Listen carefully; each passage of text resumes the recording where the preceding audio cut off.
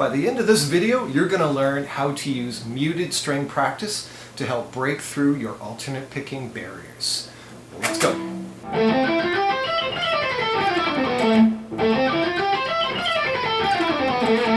The idea behind this method for working on alternate picking issues involves basically eliminating your fretting hand's job. In doing so, this will allow you to mentally think 100% about the picking hand itself. Now, what's going to happen here is I'm going to show you the lick that I just demonstrated a second ago. I'm going to slow it down and show you what happened, and then I'm going to show you how to use muted strings exclusively to help you get through some of the issues you may run into. So the lick itself goes like this.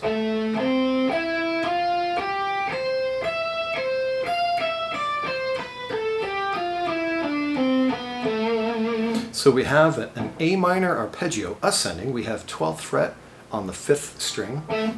Keep in mind I'm playing a 7-string guitar here, so ignore the big string in case you're wondering what's going on. But we got 12th fret on the 5th string. We're going to have 10th fret on the 4th string, 9th fret E on the 3rd string, followed by F and G. So you're essentially going to have A, C, and then E, F, and G on the 3rd string. Now I'm going to skip a string. I'm going to the 1st string, and I'm going to play 8, 12, 8, which gives me C, E, C. And that's all 16th notes. 1, E, and 2, E, and so it's 2 beats worth the 16th notes.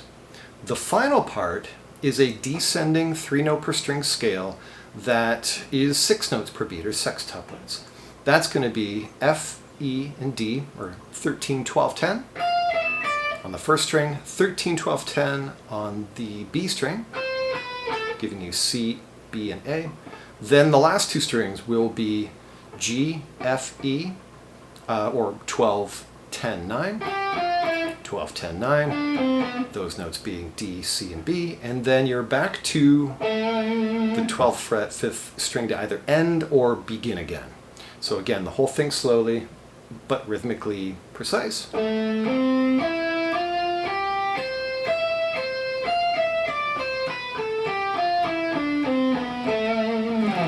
Okay, so you're using your metronome or whatever practice method you prefer to use, and you're gradually working this thing up, but you hit a bit of a barrier. Now, there's a very good chance that the barrier you hit has to do with something going on with your picking hand. Inevitably, there's going to be some string skip or string cross that's going to be a bit annoying. So one way to kind of work through this is to actually basically ignore the left hand. And by ignore, I mean we're just going to mute the strings. So you hear, well, just muted strings or dead notes. What you're going to do, though, is you're going to pick exactly what you would pick if you're playing the lick for real. So, in other words, if you're alternate picking this, you're going to do a downstroke on the 12th fret. You'll do an upstroke on the 4th string. It'll be a down on the 3rd string, followed by another up and down, because if you remember, we had 3 notes on that string. So we had 1 note, and then 3 notes. So recreate that picking-wise. 1 on the 5th, 1 on the 4th, 3 on the 3rd string, then there was a string skip. And we did 3 notes. We did 8, 12, 8. Well, that's going to be up, down, up. So when you alternate pick this for real, you would go down, up, down, up, down, up, down, up.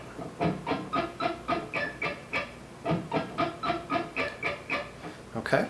Now, the reason why this is so effective is because, number one, there's no temptation to look at your fretting hand. You ever notice that when you're practicing something, and even if it's something that is, picking centric or the issues seem to be your picking hand, you still stare at your left hand? A lot of people do it. This basically takes that out of the equation because your left hand is doing nothing but sitting there.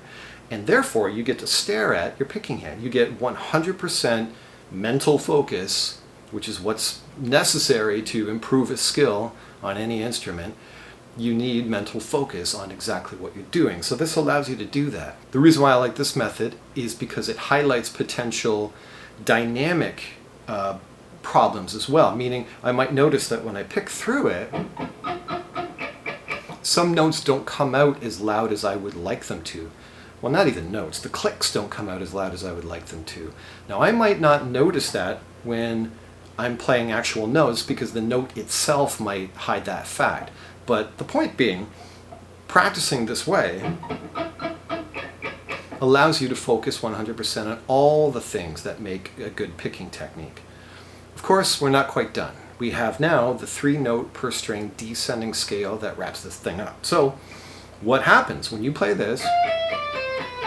When you do those 2 strings, you're doing down, up, down, up. Well, same thing is going to happen when you do the last set of 2 strings as well. Down, next string, up, down, up. Now along the way, you might want to practice string groupings of this. You might want to just isolate these 2 for a bit. Then I would actually do the same thing, but add the next note. I might do down, next string, up, and then land on the 3rd string with a single downstroke. Doing that allows you to get that feeling of resolution, like there's a comfort of knowing that you've landed on the next beat. Because if you're playing 6 notes per beat, like we're doing here, 1, 2, 3, 4, 5, 6, 1, that next note, that 3rd string 12th fret note, or 3rd string downstroke, lands on beat 2. And just the resolution of landing on the next beat allows you to feel like you've landed, so to speak. So I would spend some time doing this. Also, that sort of idea. Now from there, you're probably good to go, because if this string starts on a down for 6 notes, then you know that your next 6 notes starting on a down is going to essentially be the same thing, technically speaking. So you can now go and then land maybe here, 5th string. So it should sound like this if you put it all together.